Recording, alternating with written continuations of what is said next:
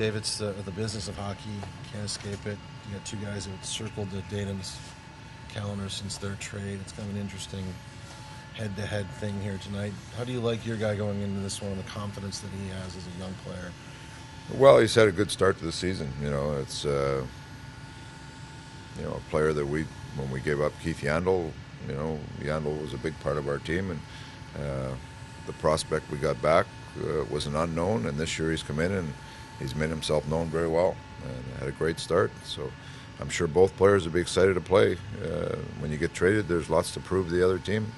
It's extra motivation for them. What do you remember most about Keith in the room, on the ice? You guys went through so much together, collectively, obviously. Just a great person. He brought energy to our room all the time. Obviously, he was a player we relied on. The last few years he was there, he was our catalyst on the offensive part of the game, which is, from a defenseman standpoint, that's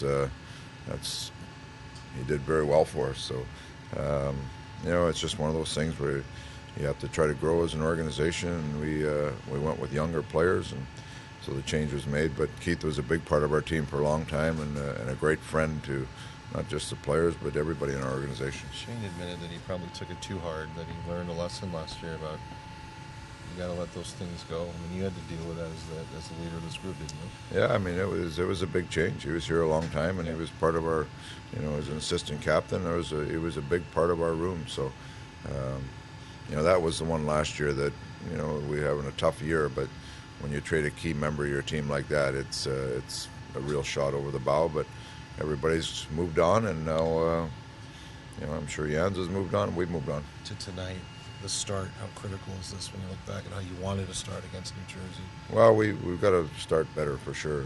It's about executing, playing the game fast, and you can talk about it and say the right things, but you got to get out on the ice and execute and be able to play the game fast if you're going to want a fast start. So that's what we'll be looking at tonight.